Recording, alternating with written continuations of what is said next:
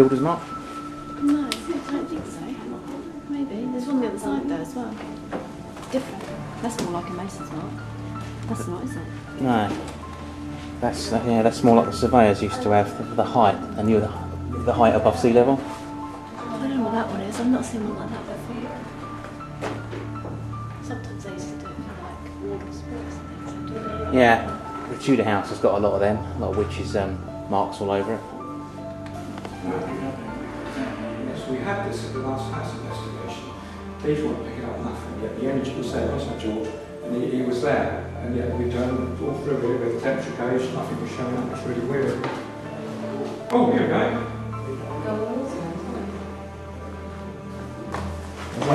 That's what I was thinking. Is there something going on with... Go on now. That was going weird, yeah? Hold on, I'm going to turn it off. Just in case, little mate. Yeah, something here. There it is, working, yeah. Phones, who's got your phone? Who's got their phones on? I'll turn the phone off, yeah. Mine's gone off. And I've got mine off for a change. Was that what it was? Just turn it off.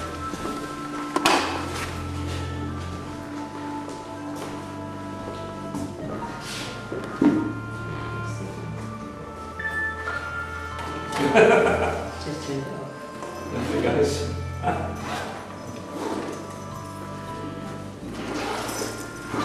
That was like you had a sort of line, didn't it, between the two of you then? Yeah. You were both flashing at the same time. Phones are talking to each other's amplifiers, maybe. Getting it wrong is One half's been rebuilt, so that's probably why it's That half? Yeah. Right, it's got two halves to it. So it didn't look right at all. No. But it's got like Yeah. two different energies. Yeah. One doesn't belong with the other. But if it's been rebuilt, then they wouldn't be with each other. What side would you say more's active? This side, yeah, this way.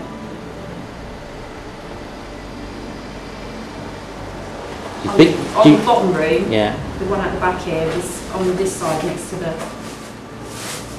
wall here. Do you think it's something here? Yeah, but I don't think it's. I think it's more residual than it is active. Like saying, I don't feel. You know when you go into buildings and you can feel the hustle and bustle and what would go on in there, and this is so flat. It just doesn't give you an impression of what it used to be like. But if they've dressed it in different, you know, what they think it used to look like, or in a period of one, you know, point in time. It says that some of this furniture is better than others. Yeah.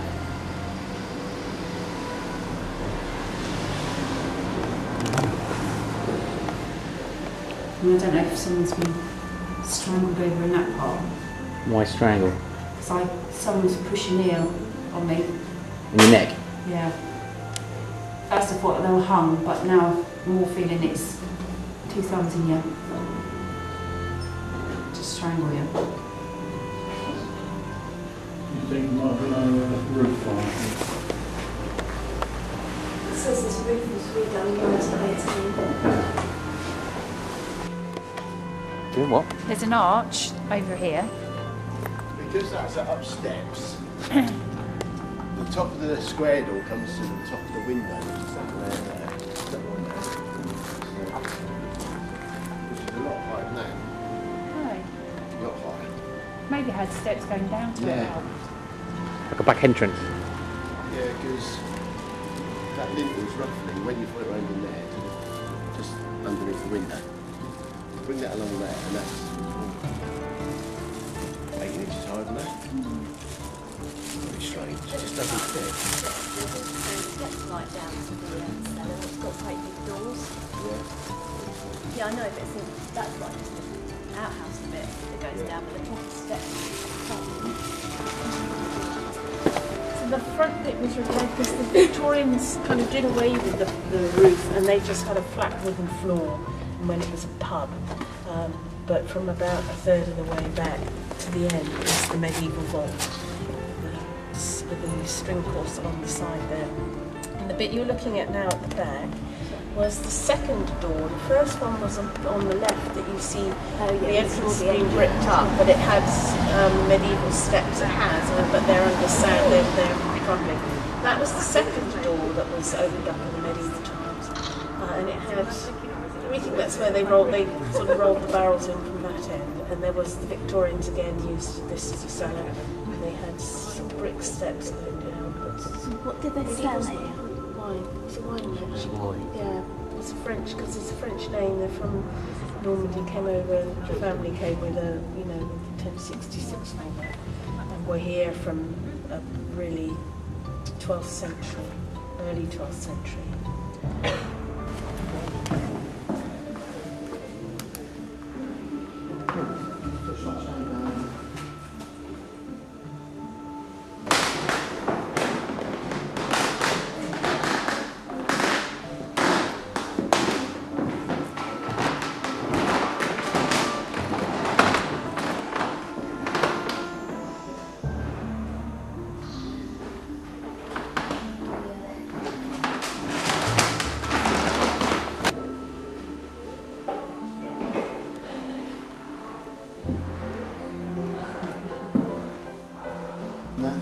When we was in here last time, right where you were standing, Jan felt something really strong, and she reckons it was some kind of caretaker, not from long ago, recent.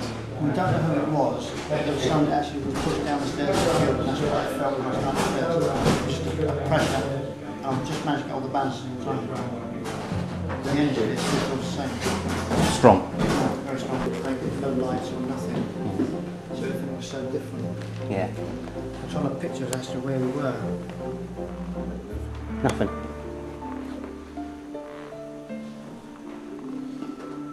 It's changed quite a lot of the energies, them doing this. What, for the good or? The energy still feels strong in here, but it doesn't feel exactly the same. Now they've actually done it all up and they've painted it and they've put the lights on. It feels so different. It's very strong in here still though. Yeah. You get nothing at all on it. Nothing at all.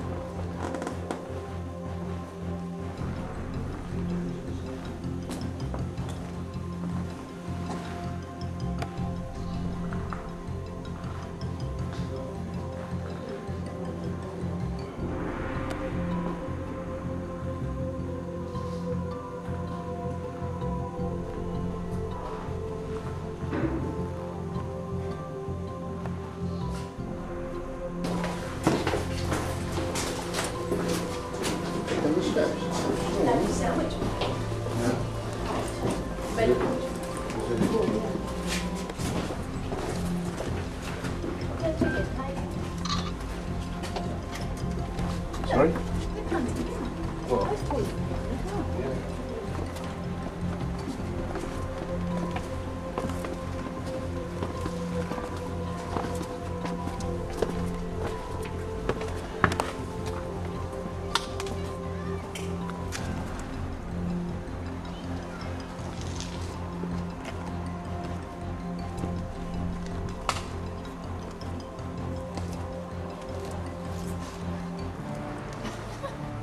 What?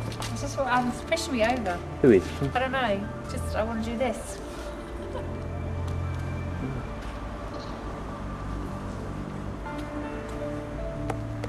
What, someone down here? No, it's just the flow. It's like a flow of energy going down. It's just pushing you. Makes you want to go like that all the time.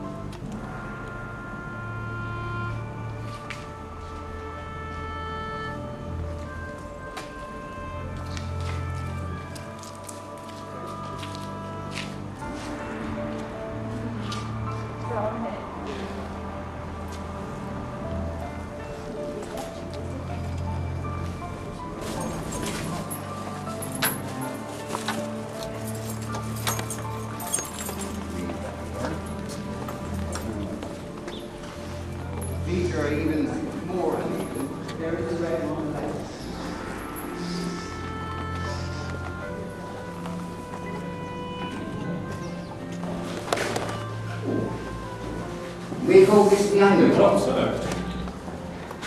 But it's had a variety of names because it's had a variety of notions, theories as to why it was built. It looks nice. The first thing that comes to mind, of course, is associated with all the other vaults, guys. It was a wine vault. Bit fancy for a wine vault, though, isn't it? I mean, it looks almost like one of the sort of chapels you have in a church or something like that. It was actually built by the Winchester Diocese. So that sort of makes you think, well, it may be sort of something to do with a church or something of that nature. Now what we're first confronted with, this was an air raid shelter. You stood against a blast wall. This is the only shelter, the only vault that was converted to an air raid shelter, which many of them were, which still has what it had when the war ended in 1945. It's still got the blast walls here. In all the others, they took the blast walls away. But this has retained them. And as we go through, you'll see how they did it to, if a bomb had dropped through there, the blast would rush there, and they've staggered the walls, like I suggested they did in the castle vault. You'll see actually in operation here. What they have done, when I mean, it's not quite like it was at the end of the war, because there were benches all around here, and you see where they actually painted the wall, but they didn't take the benches off to do it before they did it, lazy buggers. Anyway, let's make our way through. We'll still have to do this sort of slime back. It is a medieval vault. Date uncertain, not too sure. Almost definitely not a wine vault.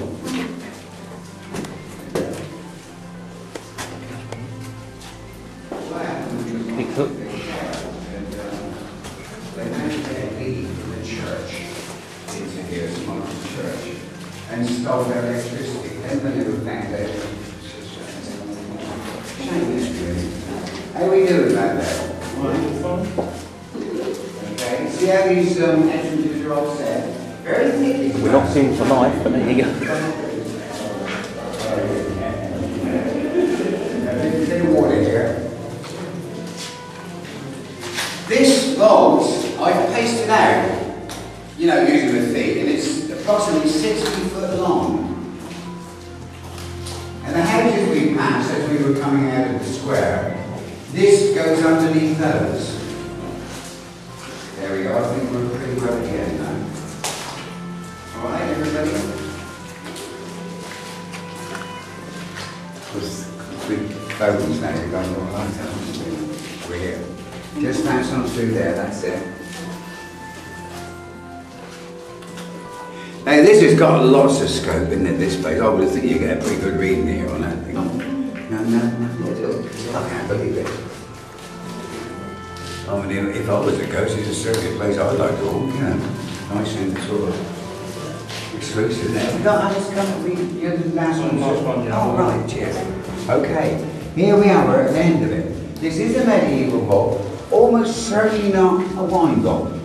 So then the question comes, like the undercroft, what the heck? What was it built for? Well, there's a possibility, but they put it no stronger than that, but I would think it lends itself to, you know, serious consideration, that it was the town dungeon. It's certainly dungeony, isn't it? That's for sure. But the more important thing for us was we were building this bit right.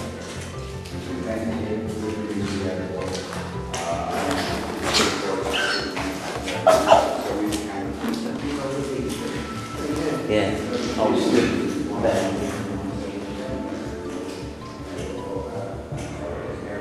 Something came this way toward me. I think it was strange that, man. I can't pinpoint why.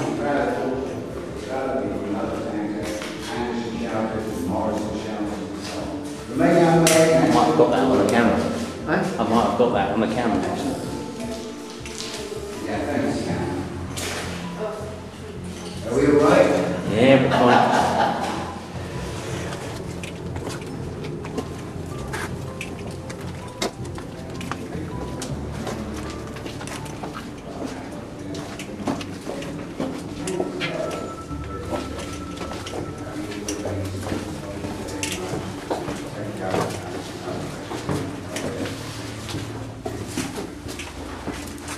clearly a wine vault originally.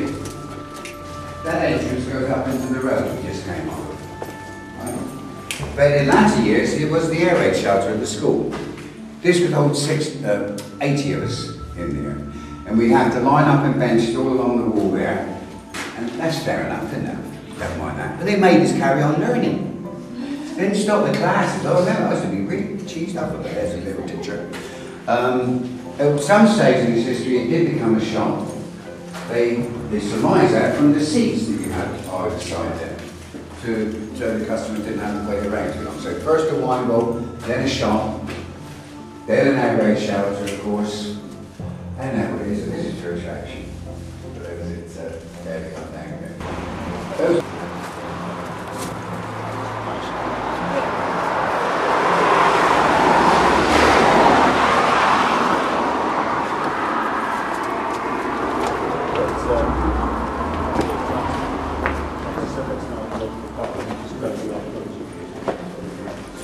You got a date for this? I think I've got a date for this one.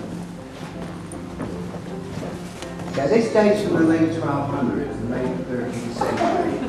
It's sort of going back to the medieval normal way of building a power vault, which was purely stone.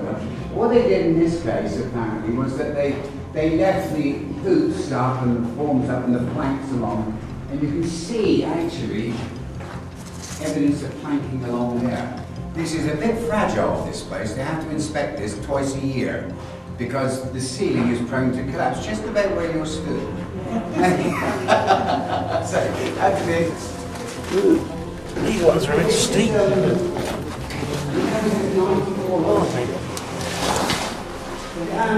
Just for the other one now to explain. Not so long ago, street numbers in England were numbered from one side.